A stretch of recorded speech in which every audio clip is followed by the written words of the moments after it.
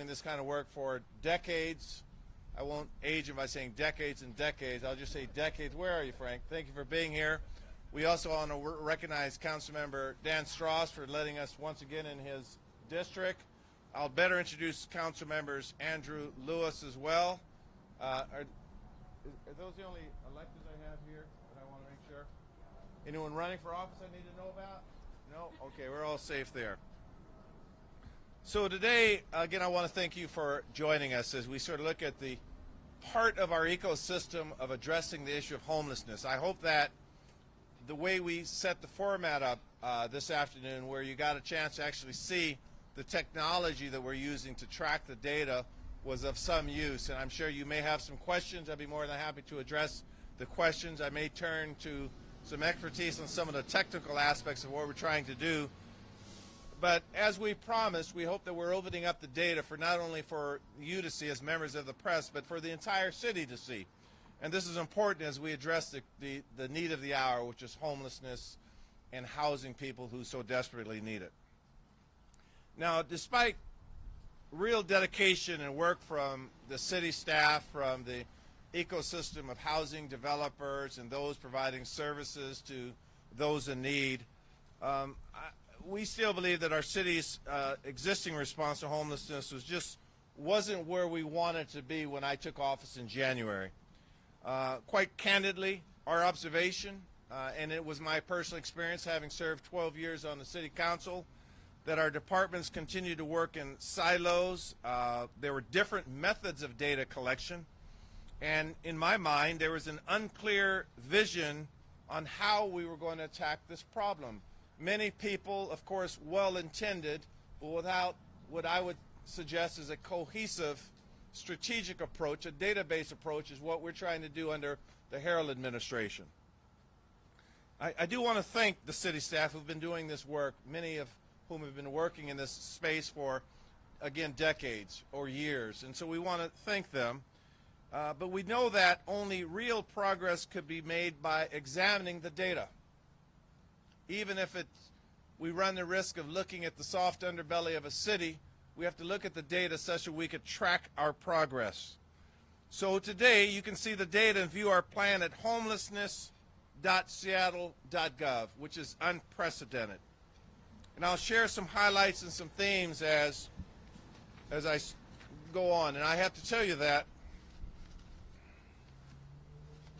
I thought it was going to be a little warmer today, so I apologize for the weather. It looks good, but it looks better than it is. So I have the great fortune of being the first mayor to ever work with the King County Regional Homelessness Authority. We recognized early as policy leaders and as people in this space that the needs of the people who are homeless do not stop at the borders.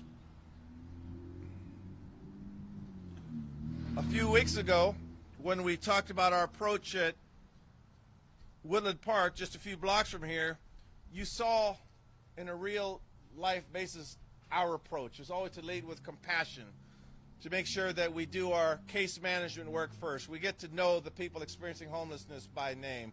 I've heard people describe our approach as leading with sweeps, and nothing could be further from the truth. We lead with compassion, and I think that we've made it clear in our actions.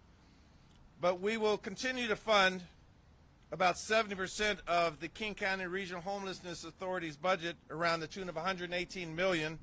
We'll continue to do that. But it should be very clear that we've given the majority of our homelessness budget to this organization so that they can develop and communicate and execute a regional approach. What this actually means is that the issues of diversion, shelter, rapid rehousing, transitional housing services, permanent supporting housing services, and the deployment of outreach service providers reside in that organization. So I look forward to continuing our work with the CEO, Mark Dones, and their staff, and especially as we move into year 2 and develop new budgets. And I think many of you know their budget requests that they've made thus far. But I do want to thank our partners at the county and the suburban cities, the Sound Cities Association, for the work that they're doing. And Councilmember Lewis's and Herbold's leadership, just last week we passed a resolution which might have been not as loud as some resolutions are, but it was incredibly important. And that resolution that I supported and articulated a regional vision made it very clear that as different cities pass the ordinance of their city, some of whom are not as empathetic as ours, that they realize that we need their resources too. We need their skin in the game, because our skin is in the game. And so we passed a resolution. Again, I want to thank Councilmember Lewis and Herbold for putting it forth from the City Council, from their City Council positions, and we got it passed. I believe it was a unanimous decision where the other regional players realized they have to put resources in play as well. And I want to thank our county partners for supporting that as well.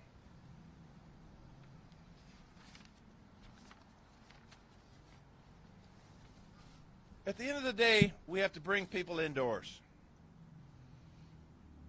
We know that affordable housing is both a symptom and a solution to the homelessness crisis, and for long-term progress, we must create more housing more quickly.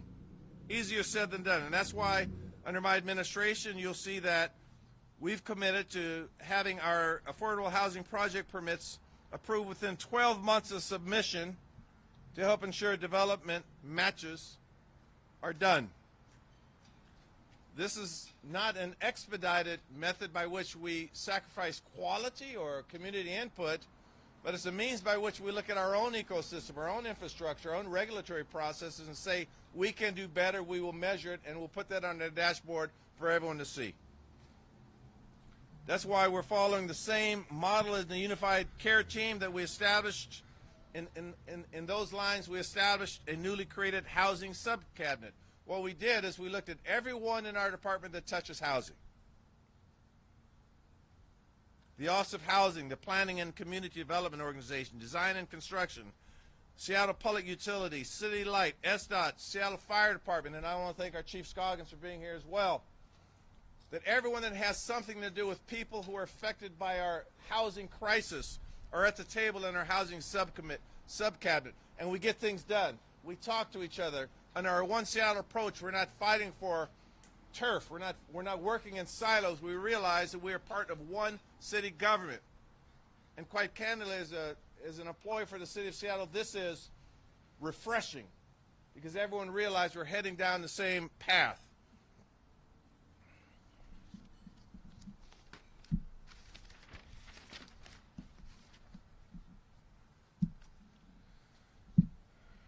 We also realize that our housing policies are linked to our public safety approach.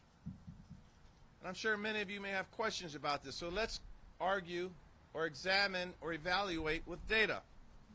The link between homelessness and public safety is nuanced. The statistics, as we present them on the dashboard, show that there are serious safety issues at encampments and for the people living in them. From January through April, there were 3,707 emergency response calls to encampments. That's 31 per day. There were 608 fires in encampments. That's approximately 5 per day. And there were over 50 shots fired or shootings that had either a victim or offender who's experiencing homelessness. We can't hide from this reality. This only reinforces our commitment to act and develop new solutions that better meet the needs of those in crisis and on the ground. That's what we're doing through Health One, through the 911 innovations we're making, our community services officers, and the development of the third department that you heard us talk about before. So what you're seeing in our plan is a very comprehensive approach, but we're not afraid to, again, to look at the data. This does not mean we are criminalizing poverty. This does not mean we're not compassionate or empathetic. It means that we're opening up the data for everyone to see, so you can see what I see. You can see what residents and homeowners and renters see. You can see what employers and employees see. And then you can see our work toward that end.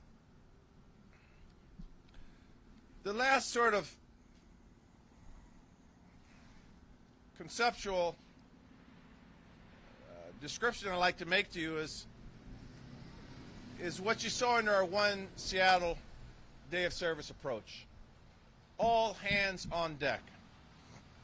Seattle communities, businesses, and philanthropic organizations, we are working with them to seek opportunities to do their part. We're working to establish an innovative public-private partnership to raise money for social services in our city and region. You saw us do it with the Ukraine concert. You saw us do it with the One Seattle approach. We are having discussions with members in those organizations, and we'll have that done ideally by the end of this summer. We'll have a contract in place with certain measurements. You're giving me a body language. You're throwing my rhythm off there. Oh, I missed something. I missed something. I missed something. Let me see what I missed. Immediate units now, 2,000 units. Oh, I skipped a whole page. I'll come back to that.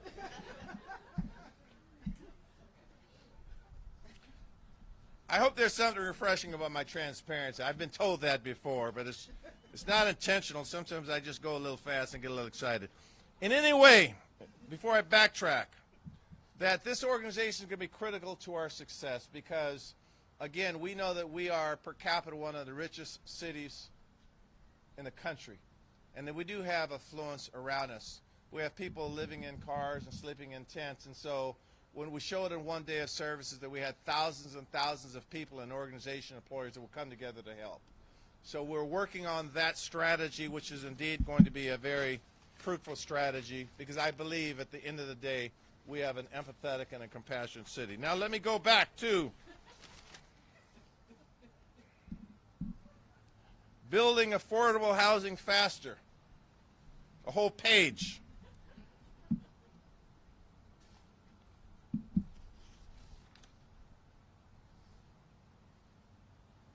Here we go.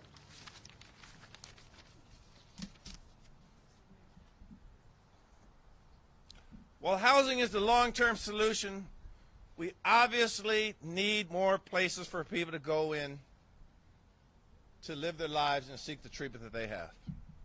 So for the first time in the city's history, this dashboard that we've created allows the public to follow expansion of accessible shelter and supportive housing development from the initial planning phase to their eventual opening.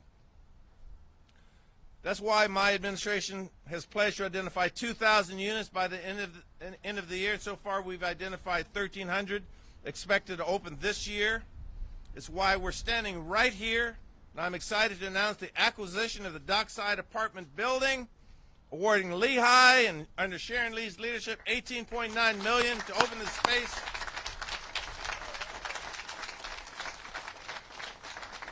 This will allow 70 permanent homes for people experiencing homelessness starting July 1st, and an additional 22 homes for individuals earning up to 50% of the area median income, which we know is about $45,300. More permanent housing opens up more spaces in our shelter areas, and it creates the stability needed for people to get well and recover.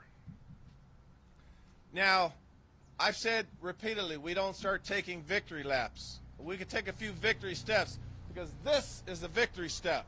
And I want to thank you for your decades of service, Ms. Lee, in this area. And we're excited, and these partnerships that we're developing are going to pay off for everybody. Again, we lead with measurement, we lead with compassion, we bring in the right expertise, and we get things done. So in conclusion, before I introduce Councilmember Lewis, I believe, I want to thank Councilmember Lewis, who is the chair for the Public Safety, Public Assets, and Homelessness Committee. I want to thank these fine folks standing with us, because when we took office in January, I said that we had to build internal systems first. We had to do a sort of introspective analysis of the hand that we're dealt. We're far from finished. We're just getting started. We promised this kind of dashboard, this plan. One of the things I observed when I was out of office was that I said, where is the plan? What is the strategic approach? I saw moments of brilliance and moments of activity, but I didn't see a strategic database approach. And so that's what we think is needed to be as effectively, to work as effectively as we can. So having said that, I'm going to introduce Councilmember Lewis, and thank you for being here and share a few words from the City Council. Councilmember Lewis.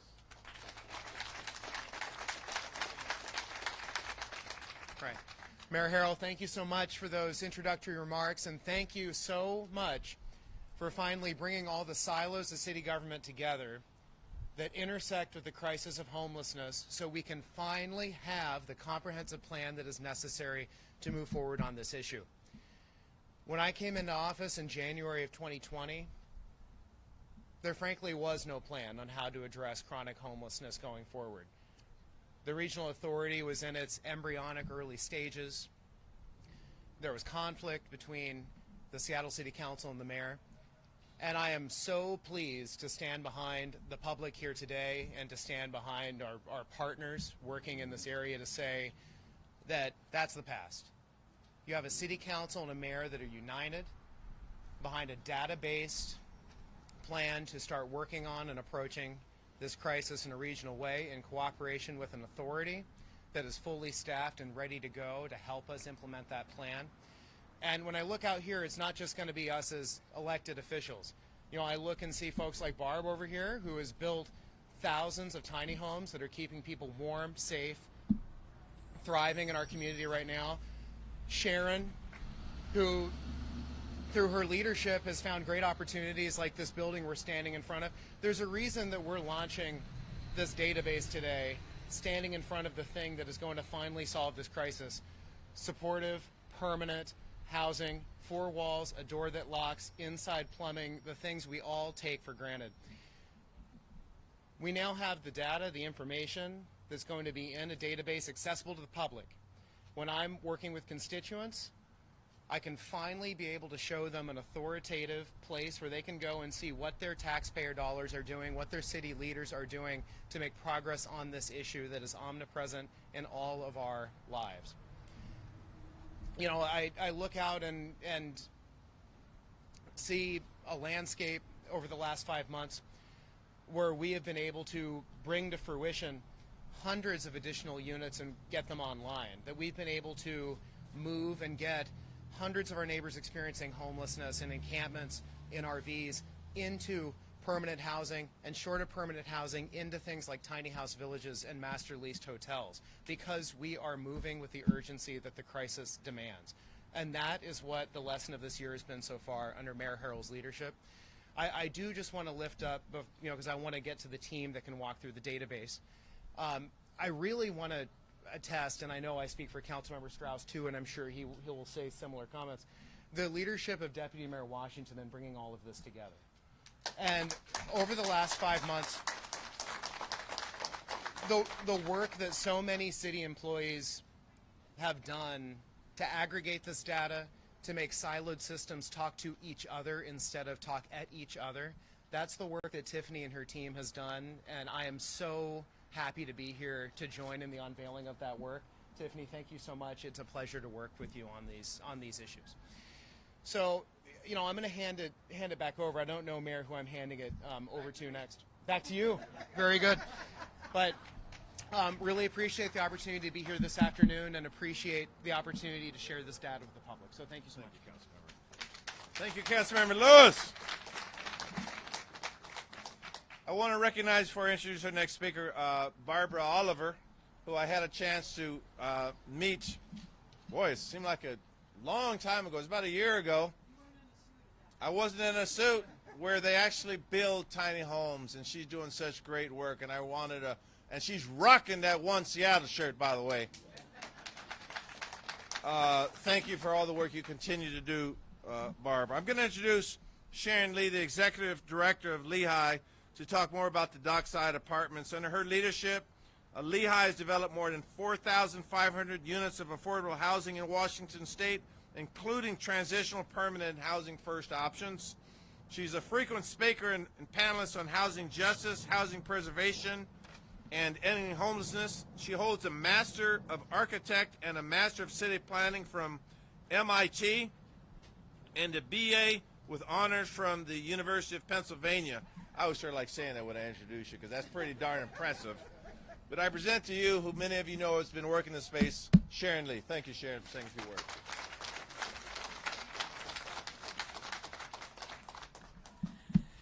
Thank you, Mayor, and thank you for your leadership and partnership. We have been so pleased to have you work with us on buying this wonderful building that will be permanent supportive housing. And first I want to introduce well, as you will see here, there's also Spud Fish and Chips. And I want to introduce the owners. We have Pam Cordova and Craig Smith. And they are returning to this location, and they're going to be our long-term neighbor. So we very much appreciate your support. And interestingly enough, we do not have the certificate of occupancy yet for the building, so do not take the elevator yet. There's an interesting story. We're almost complete construction, but if you go to around the corner, there is a mural. One reason why the certificate of occupancy was held up was because the mural was promised to the community, and the developers could not find 3 days of no rain. So now we're very close to getting the certificate of occupancy. I wanted to make sure that everyone here and the press will tour. There's 2 live-work units on the side, and those will be for people who are basically making minimum wage. We have 22 units that will be affordable to the low-wage workers. And we then will also have 70 units that will be considered permanent supportive housing. We will have a on-site live-in manager. We'll have case managers. We'll have, of course, janitorial, office staff. And I want to introduce Michael Eng. He is in charge of the lease up here. And we hope to purchase the building really soon and then occupy and provide furniture and fixtures.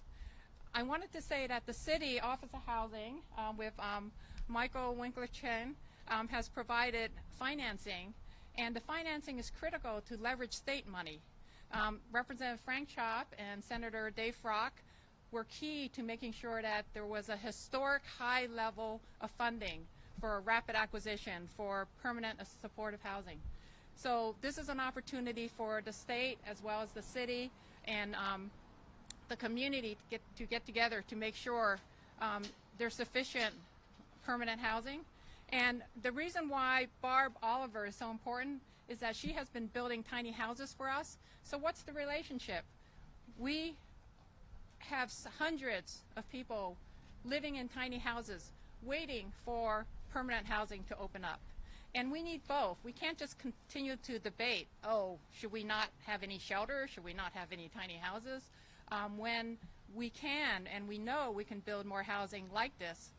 And we have many nonprofits who are supporting this effort, but we need both in our system. Otherwise, it's very hard to make sure that people living on right-of-ways, people living in parks, people living on the streets, how can they have no place to go. So we must have both tiny houses and shelters as well as sufficient numbers of permanent housing. And we hope that you will definitely take a look, tour, and we're going to be opening very soon. And we plan on hosting a open house for the community and have people take a look at this wonderful new building. So thank you, Mayor, again for your wonderful support, and we hope to have you tour the building as well. Thank you. Thank you, Sharon Lee.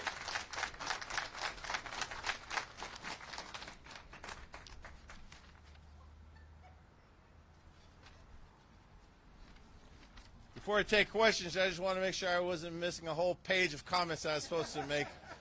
We're okay there, so I'll entertain a few questions, please. Yes. You talk a lot about finding places for people to live and creating new homes. But what about the mental health and the addiction side of things? I mean, a lot of times homeless people, it's not a function of being down on your luck, but being alcohol, drug addicted, or mentally ill. What about those services? Yeah. So that's part of what we're funding through RHA. That's part of the description of services, and you hit the nail on the head, that we realize even for those that refuse housing options that they may not be in the right state of mind, or they may have addiction problems. So we understand that's part of our approach. We're also looking at, through education and through our outreach, what are the indicators of people in their lives as to when we might be able to see them depart from norms and have some of the behavioral issues we are concerned with. So not only will we make sure they have the treatment that's so needed, but how can we go upstream and help them with services? Now, I've described it in other forums. My approach is always sort of threefold. Number one is to do the upstream work, to see where people could possibly get helped earlier upstream. That's will pay dividends 5, 10, 15 years from now. Had someone had these very meaningful conversations 10 or 15 years from now, we think that we would have had some relief. That's the first pillar. The second one is what you see that we have to do every day. That's crisis response. And a lot of people get hung up on the crisis response because that's what it is. And the third one is what we're talking about today, moreover, is the long-term housing solutions. We want people warm, and we want them clean, and we want them to get back on track. So those are the three pillars with which our dashboard is premised upon, but you hit the nail on the head that we have to get them treatment and our funding strategies through the RHA, and we look forward to seeing results from that strategy. Mayor, how much community input is taken before you acquire a property like this? I'm sorry, Jamie, can you come and help me field some of the questions? Because I see Yeah, that might be a better question for Sharon to talk about, the good neighbor agreement and pieces like that. So can you come out and help your brother out here? Yeah. So can you repeat the question, yeah, please? Sure thing. Hey, Sharon. So wondering how much community input was taken before you go forward and acquire a property like this? Yes, well, what we did was we sent out a Dear Neighbor letter to everybody living within 500 feet of the building. And then we called up the Green Lake Community Council. We talked to elected officials, and we also talked to neighbors. So we talked to Retreat and the immediate merchants in the neighborhood. Yes, and then we are going to have an open house as well. And the letter basically says that lays out what I just described in terms of the housing and a number to call if they would like more information. And we are willing to. We talked to Hearthstone and other places around here. So.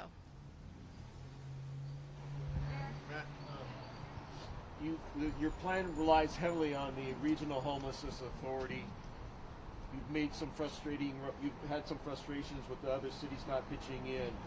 Will you ask the Regional Homelessness Authority to give Seattle preferential treatment because you're putting so much money into it, because your whole plan relies on this pipeline of housing to get people off the street and into housing, and the Homelessness Authority provides that housing? Will you ask for a preferential treatment? Well, that's not usually a term I'm used to saying, preferential treatment, but I'll ask for anything I can get to get the resources at the table. So you could phrase it any way you like, but I will tell you that I monitor the ordinances and the resolutions from our neighboring cities to see what their policies are. And some of them are, as I said earlier, is not as empathetic as we've shown here.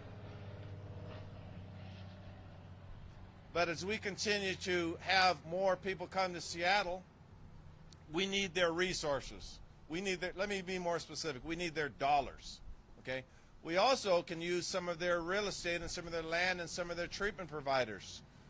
So I'm just looking for a stronger partnership. And here's the good news. Here's the good news. I'm convinced we have it.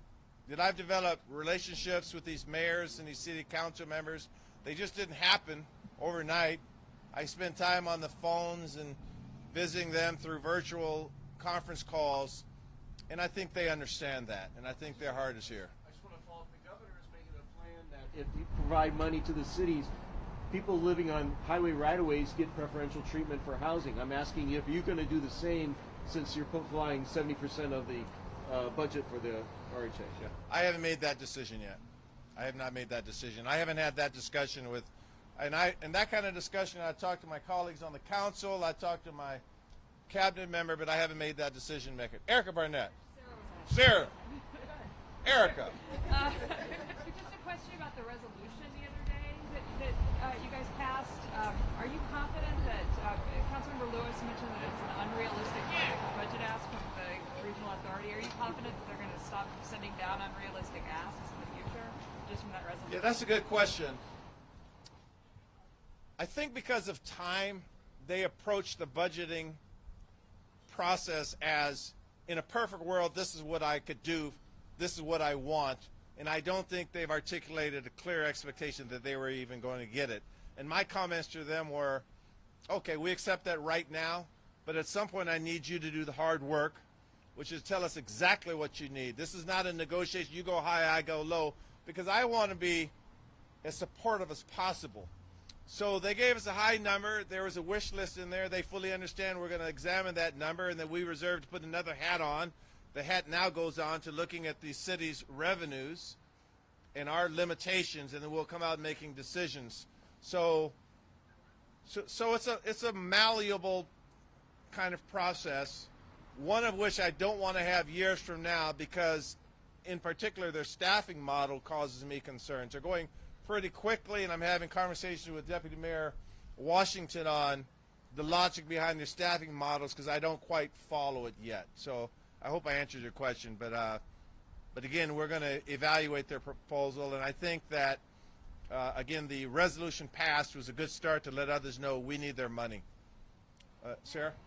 Deputy Mayor said that the dashboard that you released this morning, when it shows tents and it shows RVs, is a reactive count because it's people bringing things up, not a proactive count, as in the city has gone out and tried to actually assess how many tents and RVs there are. Can you explain if there is a plan to do so and when that would take place? So I may have to. Can you go? We have Deputy Mayor Washington respond to that. So as Jamie said, we're looking into that now. The reason it was a reactive plan at first is because there was a backlog of, what was the backlog, Stephen? In the database, the backlog? Over 1,100, I think.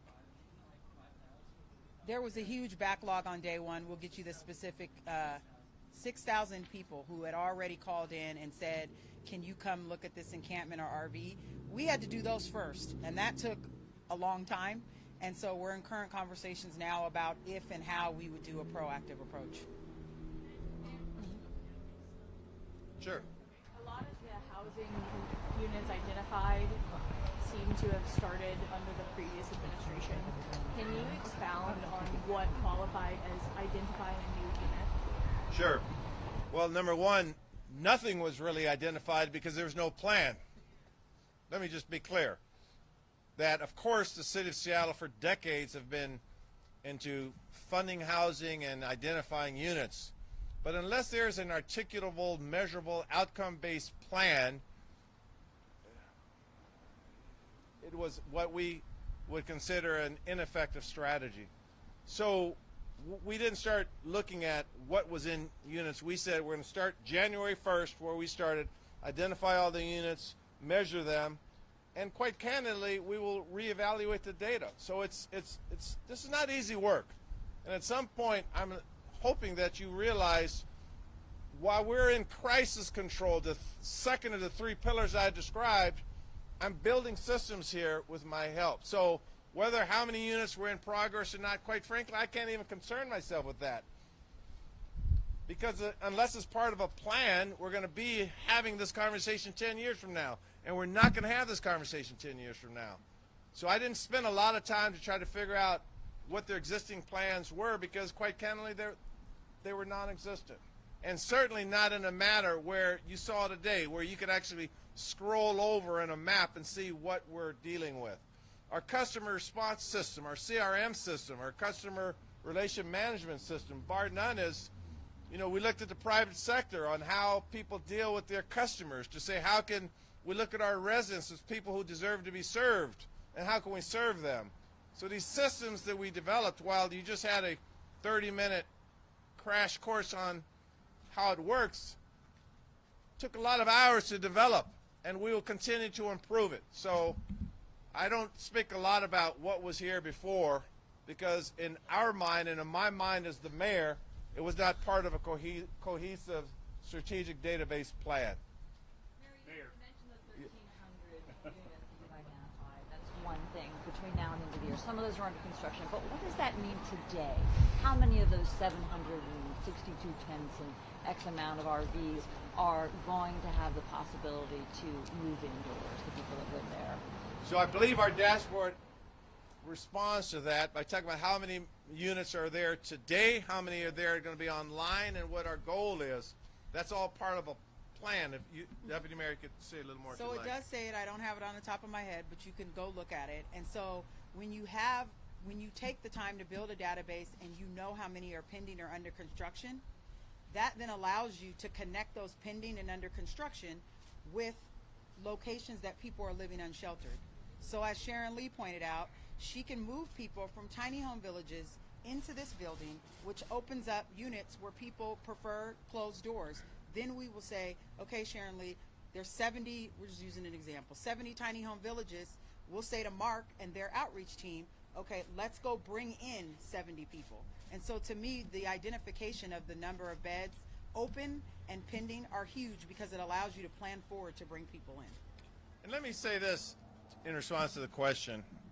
I'm sure this part will end up on the director's floor in the cutting room process, but I'm going to say it anyway. That we are today to talk about the homelessness plan. But as you see, by virtue of this project, we're also concerned about the struggling teacher, the barista, the nurse, or the retired veteran that can't afford to live in the city. So as we continue to talk about the housing crisis, it's embedded in our work that we're looking at all aspects of the whole continuum of housing. That's why this project is in particular. And Michael Winkler-Chen here, who has experience in this area, is with our cabinet looking at what that long-term vision looks like. She's only been on the job for a couple of months. But it's important that I have people in our cabinet that understand that on one day it's the person struggling to live in a tent, and on the next day it's a person's housing insecure, such as a nurse or a healthcare worker. So this is the start of looking at the whole continuum of housing, and again, we're opening it on a real-time basis. That's why the permit process becomes so critical in the work we're trying to do. I saw a question over here. Chris. Yes, Chris. Chris Daniels. Chris. Always a joke with Chris Daniels. Go ahead, Chris. Okay, so throw me a lob. I'm going after your dashboard here. 225 RVs listed, and the city is spending $9.8 million this year to remove the RVs. So if those RVs are still there, how are you spending the money? So I wasn't following your math because I was looking at my. So how are we spending the money? Say that again, Chris. 225 RVs listed according to your database. Okay. The city is spending $9.8 million to remove them, but they're still there. So how are you spending the money? Yeah, that's your math is. Go ahead. And the hope is we're not removing RVs. Remember, we were at a shelter in place. What the mayor announced a few weeks ago was we are going to ask people to begin to adhere to the 72-hour parking policy. We're not going to move all of those RVs. So I want to be clear on your facts, Chris. That $9.8 million is not. That's the total for RV removals and camping removals. So that's a total amount. That's just not for the RVs. So along those lines, though, still in Georgetown, there's RVs right in front of people's homes and apartments, and there was a woman who said that she had a break-in with a man from one of those RVs coming into her apartment. What do you say to them about those RVs that are sitting outside their homes right now? So the first issue is this. We've identified, so people can see what I'm looking at, as I said earlier.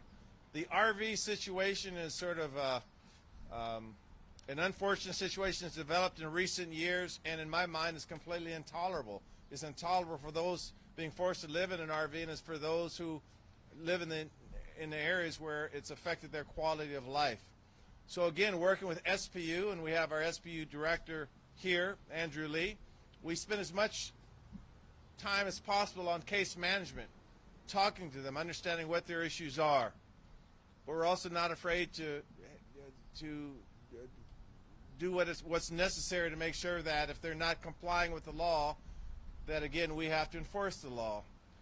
So it is a clear problem. We are doing the remedial work that we can. We have a criteria by which we'll measure the areas we'll clean up, and quite candidly, we're working hard in this area, probably harder than you've seen in recent years, but I fully acknowledge it's a serious problem. The Regional Homeless Authority wants 6 or 7 more RV lots. Would you welcome those in the city of Seattle, knowing they haven't worked in the past? Well, again, I'm not. I'm on the governing board for the King County Regional Homelessness Authority. I'm not going to state a preference, but we do know that is a proven best practices on how to deal with RVs. It's been used in other cities and other counties. I'm not sure that it has all reside within Seattle. I have discussions with my suburban cities outside, and we'll make some decisions collectively. Again, you all have been around the city like I have. This is not a good thing that's come about our city, and I fully acknowledge that as mayor. I'm going to say this. You know, I said when I took this job, I don't make excuses. So the fact is they are there. We need to address it. We have the systems in place to measure it, to address it. We have the right policies in place, and the work will get done. Mayor, so many residents have been anxious for your plan. I mean, you mentioned the shots fired. You talked about the emergencies and the fires.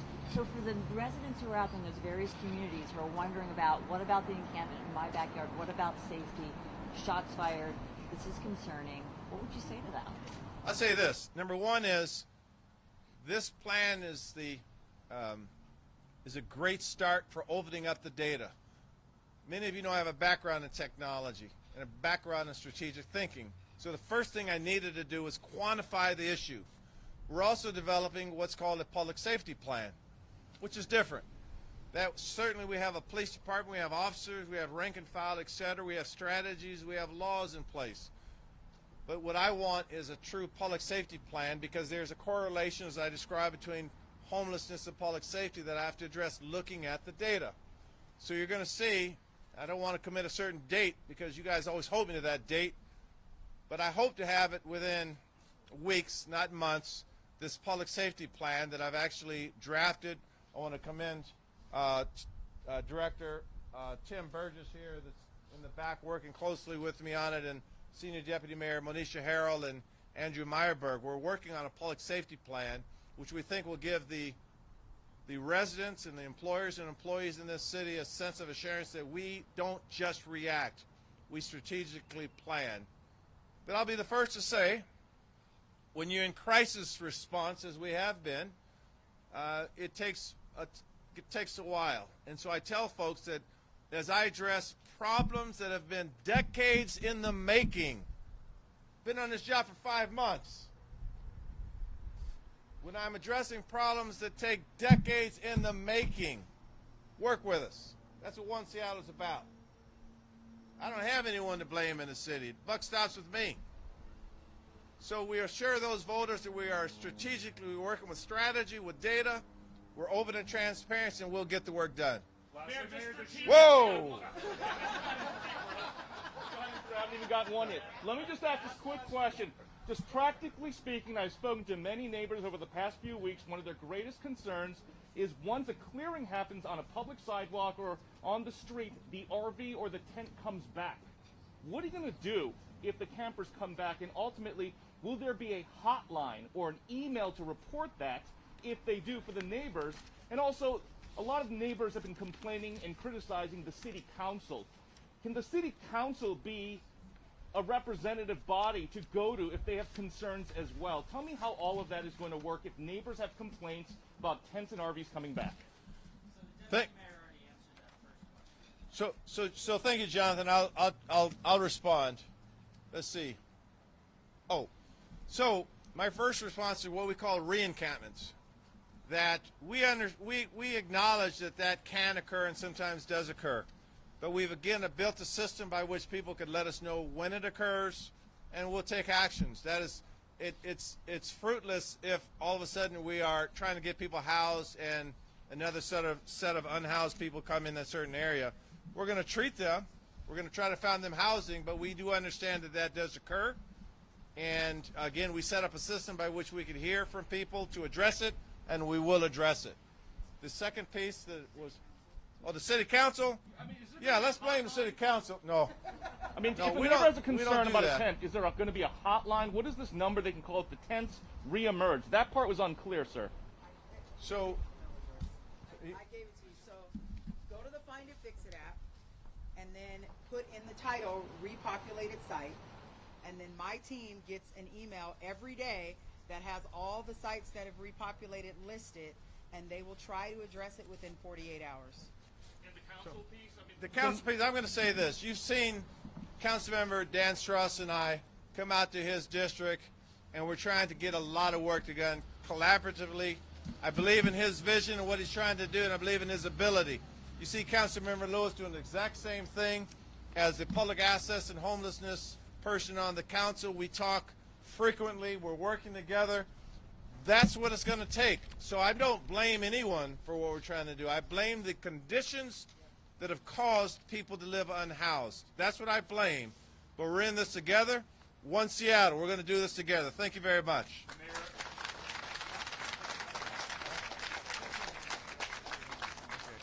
One more question that's not related necessarily to Should I come off record? You can stay right there. And Okay. You were just talking about your public safety plan. There were a lot of shootings over the weekend. What does that say about what the police department need to do? Do you take a different strategy based on all the horrible shootings that we saw in your city over the weekend? Well, not only have we seen this in our city, but we've seen what's happening in our country. And I don't know if we need another shooting for us to, once again, talk about the policies that need to change. So in our public safety strategy, we're going to talk about, even given the limitations that a city has under RCW 9.41.290, the limitations that we have, there's still some things we can do. So I'm working with Director Burgess and my public safety team in our public safety strategy to talk about what we can do. How can we work with our schools, for example? How can we look at the data on every case that we have where there's a shooting? We're looking at, on a granular basis, what we can do. And again, you've heard me say this before, that one of the things I want to accomplish during my first term is relief from that state exemption, where I can't do something as simple as prohibiting guns on open spaces like a park. I'm prohibited from doing that. I'm prohibiting from taking the firearm away from someone who's intoxicated. I think the city should be able to do that. We could take away someone's driver's license if they're intoxicated. Reasonable policies like that. So we're working that into our public safety plan. And again, my hearts go out for all those who have lost lives recently and all those victims.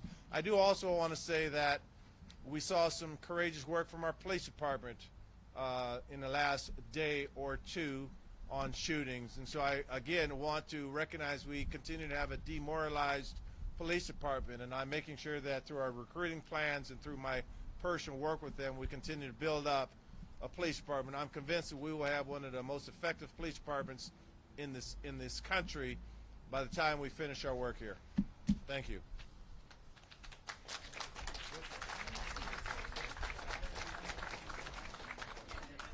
For anyone interested in touring one of the sites, Sharon can show you the rooms that folks will live in.